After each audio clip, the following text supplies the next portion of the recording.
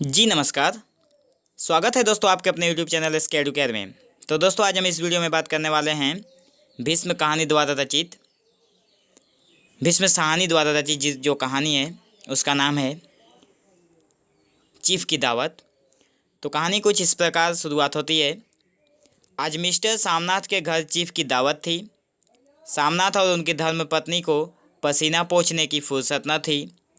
पत्नी dressing gown पहने, उलझे हुए बालों का जूड़ा बनाए, मुंह पर फैली हुई सुर्खी और पाउडर को मले, और मिस्टर सामनाथ सिगरेट पर सिगरेट फूंकते हुए चीज़ों की आ, फहरिस्त हाथ में थामे एक कमरे से दूसरे कमरे में आ जा रहे थे। आखिर 5 बजते बजते तैयारी मुकम्मल होने लगी। कुर्सियाँ, मेज, तिपाइयाँ, नैपकिन, फूल सब बरामदे में पहुंच गए। ड्रिंक का इंतज़ाम बैठक में कर दिया गया। अब घर का फालतू सामान अलमारियों के पीछे और पलंगों के नीचे छिपाया जाने लगा। तभी श्यामनाथ के सामने सहसा एक अड़चन खड़ी हो गई। माँ का क्या होगा? इस बात की ओर न उसका और न उसकी कुशल गृहिणी का ध्यान गया था। मिस्टर श्यामनाथ श्रीमती की ओर घूमकर अंग्रेजी में बोले, माँ का क्या होगा? श्रीमती काम करते करते ठहर गई और थोड़ी देर तक सोचने के बाद बोली, इन्हें पिछवाड़े इनकी सहेली के घर भेज दो। रात भर बेशक नहीं वही रहें, कल आ जाएं। श्यामनाथ सिगरेट मुंह में रखे सिकुड़ी आँखों से श्रीमती के चेहरे की ओर देखते हुए पल भर सोचते रहे। फिर सिर हिलाकर बोले, नहीं, मैं नहीं चाहता कि उस बुढ़िया का आना जाना यहाँ फिर से शुरू हो। पहले ही बड़ी मुश्किल से बंद किया था। माँ से कहें कि जल्द ही खाना खा के शाम को ही कोठरी में चली जाएं। मेहमान कहीं 8 बजे आएंगे, इससे पहले ही अपना काम से निपट लें। तो भीष्म साहनी जी ने इस कहानी के द्वारा हमें ये बताने का प्रयत्न किया है कि आज के युवा वर्ग का जो मानसिकता है वो किस प्रकार की है। आज की इस कहानी में हम वही समझेंगे। अभी श्यामनाथ जो हैं उनकी माँ को मेहमानों के सामने नहीं ले जाना चाहते, क्योंकि मेहमान के सामने उनकी माँ उनकी बेइज्जती करवा सकती है। इसलिए ये उनका मानसिक चिंतन है। सुझाव ठीक था, दोनों को पसंद आया, मगर फिर सहसा श्रीमती बोल उठी। जो वो सो गईं और नींद से खर्राटे लेने लगीं तो साथ ही तो बरामदा है जहाँ लोग खाना खाएंगे। अब श्यामनाथ और उनकी पत्नी में बातचीत चल रही है कि माँ को कैसे मेहमानों से छिपा कर रखा जाए। तो इन दोनों के वार्तालाप में जो बातें निकल कर सामने आ रही है वो आप लोग यहाँ पे देख पा रहे हैं। तो इन्हें कह देंगे कि अंदर से दरवाज़ा बंद कर ले, मैं बाहर से ताला लगा दूँगा, या माँ को कह देता हूँ कि अंदर जाकर सोएं, नहीं बैठी रहें। और क्या, अरे और जो सो गई तो डिनर का क्या मालूम कब तक चले, 11 बजे तक तो तुम ड्रिंक ही करते रहते हो। ये उनकी पत्नी बोल रही है अपनी पति से, श्यामनाथ से। अपनी माँ को सोने के लिए बोल रहे हैं। श्यामनाथ कुछ खींच उठे, हाथ झटकाते हुए बोले, अच्छी भली ये भाई के पास जा रही थी, तुमने यूं ही खुद अच्छा बनने के लिए बीच में टांग अड़ा दी।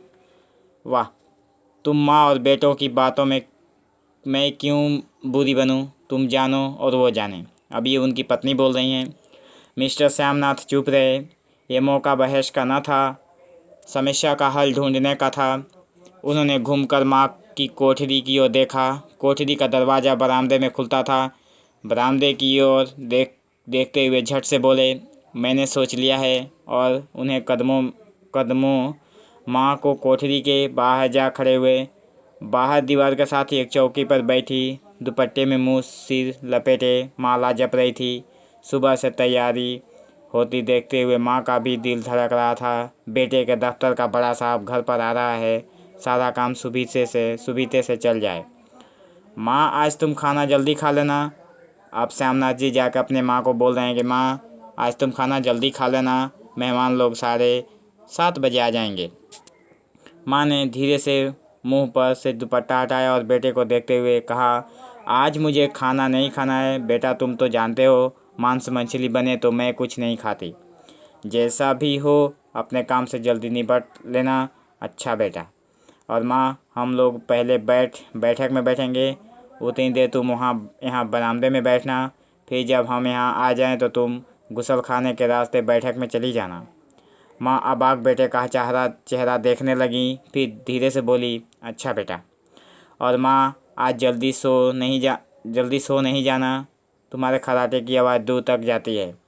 माँ लज्जित सी आवाज़ में बोली, क्या करूँ बेटा, मेरे बस की बात नहीं है, जब से बीमारी से उठी हूँ नाक से सांस नहीं ले सकती। मिस्टर श्यामनाथ ने इंतज़ाम तो कर दिया, फिर भी उनकी उधेड़ बुन खत्म नहीं हुई। जो चीफ अचानक उधर आ निकला तो 8-10 मेहमान होंगे, देसी अफसर, उनकी स्त्रियां होंगी, कोई भी गुसल खाने की तरफ जा सकता है।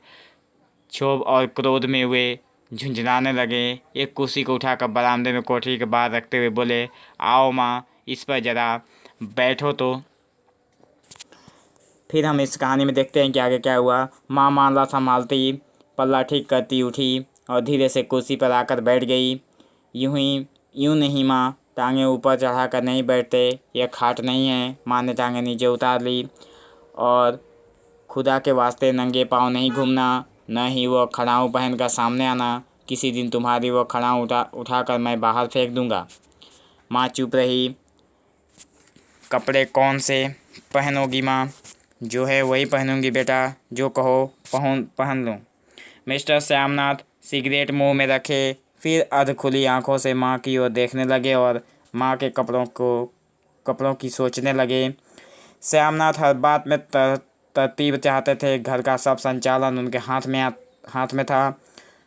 खुटियाँ कमरों में कहाँ लगाई जाएं, बिस्तर कहाँ पर बिछे, किस रंग के पर्दे लगाए जाएं, श्रीमती कौन सी साड़ी पहने, मेज किस साइज की हो। श्यामनाथ को चिंता थी कि अगर चीफ का साक्षात माँ से हो गया तो कहीं लज्जित होना ना पड़े।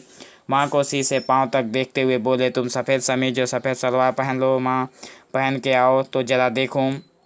माँ धीरे से उठी और अपनी कोठरी में कपड़े पहनने चली गई।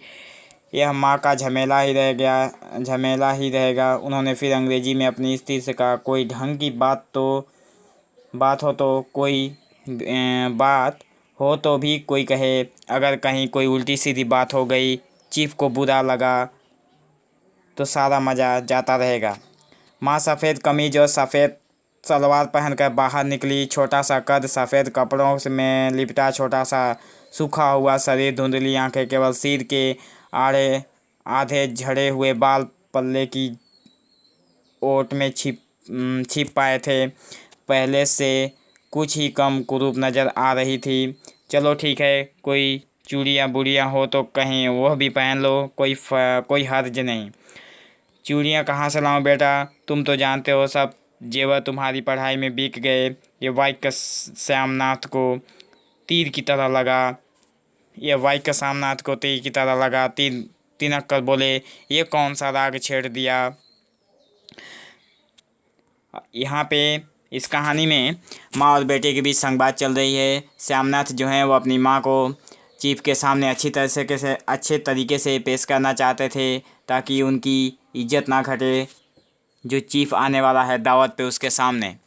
तो दोस्तों, आज हम कहानी को यहीं पे रोकते हैं। तो बने रहिए हमारे चैनल SK एडुकेयर के साथ। मिलते हैं हमारे अगले वीडियो में। तब तक के लिए धन्यवाद। Thank you for watching this video. Have an awesome day.